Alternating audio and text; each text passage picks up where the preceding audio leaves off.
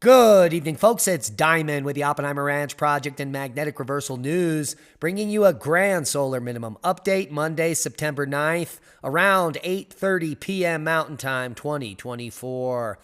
Two more coronal mass ejections to report on Monday. The first event was related to activity off the west limb and appears to be directed away from Earth. Another strong far side event as well, and this is all while we're keeping a close eye on the tropics as Tropical Storm Francine is rapidly developing into the next hurricane to make landfall on Louisiana in just 2 days. Keep calm, it's boom time. Well, in fact, it is true. Tropical Storm Francine forms overnight as predicted in the Gulf of Mexico, just east of Mexico. How do you like them apples? It is now headed towards a U.S. landfall as a hurricane as it strengthens in the Gulf. Advisory 5A showing maximum sustained winds at 65 miles per hour, just a few miles per hour away from a Cat 1 hurricane. That's expected to happen in the next 6 hours by morning, I would expect. The current tracks here coming from, well, I don't even know where these are coming from. The University of... Let's go take a look where they're coming from. Well, they're definitely coming from some university I'm well aware of. UWM-edu.hurricane. And you could see here Francine, and now we have Invest 92L as well. Oh my God, that's going to be headed towards the Leeward Islands, probably hook up into the Central Atlantic and won't affect the lower 48. But Francine is what we're currently worried about. These are the current tracks. And here's the problem. The intensity tracks continue to increase every update. So right now we have at least 3 or 4 or 5 models getting that tropical storm all the way up into a Cat 2 hurricane in the next 2 days. So here's where we're sitting here. In the next 2 days, we could see that this storm intensify definitely. High probability to Cat 1, lower probability to Cat 2, but it's going to be a severe storm as it makes landfall nonetheless. And here's the key message. Francine is expected to be a hurricane when it reaches the coast of Louisiana on Wednesday. And there is a danger of life-threatening storm surge for portions of the upper Texas and Louisiana coastlines, where a storm surge warning is now in effect. That means you have 1 day, tomorrow, to prepare for this. So wake up early and get going. Residents in the warning area should follow advice, including evacuation orders given by officials. We're talking about damaging and life-threatening hurricane-force winds expected in portions of southern Louisiana Wednesday, where a hurricane warning is now in effect, and preparations to protect life and property should be complete by Tuesday night, since tropical storm conditions are expected to begin within this area early Wednesday morning. The current peak storm surge, well, we can find that map. Let's take a look where that is. That's inundation. Here is the peak surge, and we're looking at 5 to 10 feet from Cameron all the way to Port Forcon.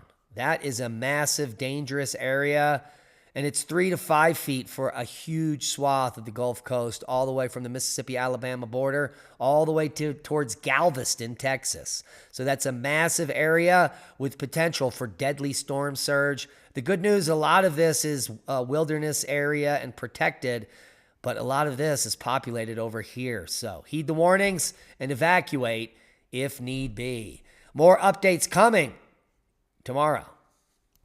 Now, Francine is expected to produce multiple hazards along the Gulf Coast. Tropical Storm Francine in the western Gulf of Mexico continues to strengthen and track northward. Heavy to excessive rainfall and flooding, as well as life-threatening storm surge and strong winds are expected along the Texas and Louisiana coasts Tuesday through the middle of the week, with landfall likely along the Louisiana coast on Wednesday near Creole. That is my projected landfall.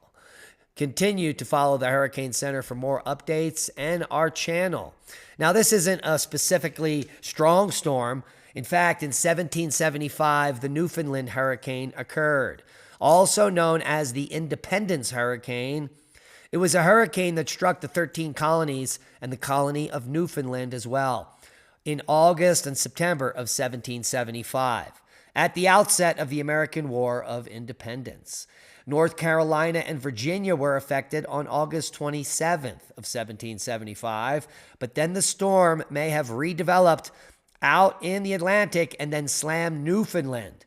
A storm struck the eastern coast of Newfoundland on September 9th, 1775. And that is about 250 years ago. It is one of the deadliest Atlantic hurricanes, listed as number 8, with over 4,000 deaths. In fact, a total of 4,000 sailors, mostly from New England and Ireland, were reported to have been drowned. A localized storm surge from this event is reported to have reached heights of 20 to 30 feet. And losses from the hurricane include 2 armed schooners of the Royal Navy, which were on the Grand Banks of Newfoundland to enforce Britain's fishing rights. So, not an uncommon storm coming now, and most of the great hurricanes were long ago, like the Great Hurricane of 1780, just a few years later, that killed 22,000 to 27,000 people. We also have the Galveston storm that killed around 10,000, as well as Fifi back in 1974, which killed 10,000. And Mitch, who can forget it, 1998, the most deadly recent storm, almost 12,000 dead. So heed the warnings and listen to the officials and evacuate if need be.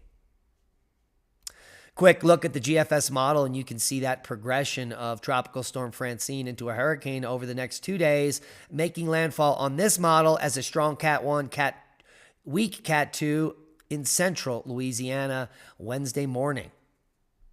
So heed the warnings. No other tropical events happening, no other major weather events in the U.S. either. Just the after effects of Francine in the coming days. That's not the only typhoon in the area. Dozens dead after Typhoon Yagi hammers Vietnam, causing floods and landslides. In fact, the flooding swept away a bus and a bridge in Vietnam as the death toll rises to around 60. Take a look at some of the devastation here. Damaged boat after Typhoon Yagi hit Ha Long Bay in Vietnam on Saturday. Here is some more damage. A general view of a factory belonging to LG Electronics. People using ropes to remove fallen trees following the impact of Typhoon Yagi. And more flooding shots here, and more devastation here. Our hearts and prayers go out to all those affected in the region. Seismic update. Moderate uptick in low-level activity worldwide, including the west coast of the U.S. Nothing significant, but I'm sure rattling a few nerves there. But low-level activity worldwide, which is good news. Worldwide volcano news. We've got a few volcanoes to report on for September 9th, Monday, September 9th, 2024. Kadimsky puffing to 7,000 foot today. Sabancaya to 22,000 foot. Liwatobi to 10. White Island continues its assault with a 4,000 foot puff. Semeru to 14,000 foot today. Explosive eruption at Ibu continues. You can see this from the cinder cone. White Island to 4,000 feet today. Swanosima also puffing and passing. Fuego to 15. Sabancaya to 24. Popo to 19,000. Liwatobi to 8. Ibu to 9,000 feet. Santa Guito, 13,000 foot puff. White Island continues. Ongoing minor low-level eruptions. Intermittent ash at Sabancaya. Semeru to 14. Who knew? Now you do. And at Kadimsky, another 7,000 foot puff. Moving to the east. Fuego on the list. Popo as well. Wrapping up the list of worldwide volcanoes for Monday, the 9th of September. Quick look at space weather for the day. Another strong, far-sighted event. And that means it's not going to be affecting Earth, which is good news. 2 more coronal mass ejections on Monday. The first was this ejection here. We can see all of these limb eruptions, and none of them are going to be affecting Earth, which is good news. Take a look at these models. Now, the good news is we're still waiting for that plasma filament that lifted off the other day that is headed towards us. G2 geomagnetic storm expected in the next 24 hours. and we could see some reverberation over a 12 to 16 hour period. And it means that if it occurs tomorrow night in the Northern Hemisphere, we could see some good aurora watching. So remember tomorrow night to get out and look up. I'm sure we will remind you tomorrow. We're also in the process of a proton storm here, and this has occurred from some of those events we just showed you. Has nothing to do with the plasma filament, maybe the big backside event, but very low level proton storm ongoing. Starliner suffers new problems while coming back to Earth. While the media initially reported that everything was hunky-dory, that couldn't be further from the truth. More issues from Boeing's Starliner. Signals on the capsule's return were mixed. On the one hand, according to NASA's Commercial Crew Program Manager Steve Sitch, it pulled off a bullseye landing. The only problem, it was late and there were no astronauts on board. On the other hand, the agency admitted that a new thruster failed during the descent, adding insult to injury. The capsule also experienced a temporary blackout of Starliner's guidance during re-entry. That could have been a very spicy re-entry if the astronauts were on board, to say the least. I think that Boeing is doomed, and in fact, Boeing, gone. It's official. Lee and I will be at the Crestone Energy Fair all weekend. The 35th Annual Crestone Energy Fair, September 14th and 15th, rooting forward in the San Luis Valley in Crestone, Colorado. 2 days chock full of events. Take a look, as well as live music all weekend, food vendors, and other vendors.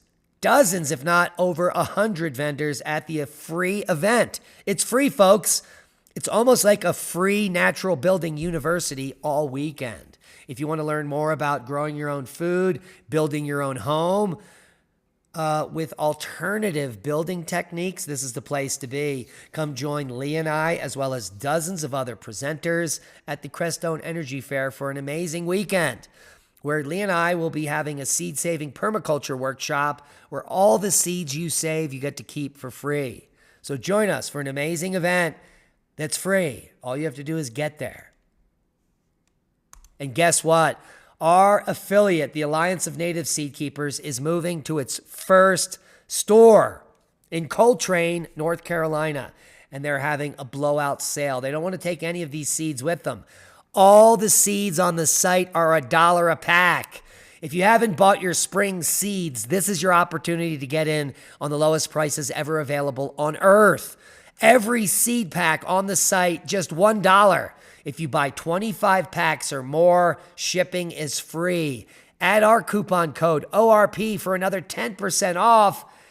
And it's basically the deal of the century. If you've been on the fence about buying seeds and you can't afford $1 a pack, you will never be able to afford seeds ever in your life. This is a once-in-a-chance opportunity to stock up on life-saving preps that could save you and hundreds of others. Go get the seeds before they're gone. And that's a boom to knowledge. Please share this video. We are shadow banned. We need your help to grow. Become a Patreon. Support the work we do and watch all of our podcasts in one place, commercial free. But guys, no brainer.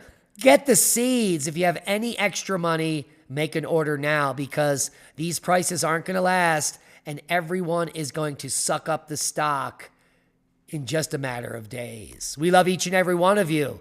We are hard at work preparing for Crestone. It's a hectic week, but it's all worth it. Thank you all for watching. Hit the thumbs up. It helps with the algorithm, and be safe. That's a boom.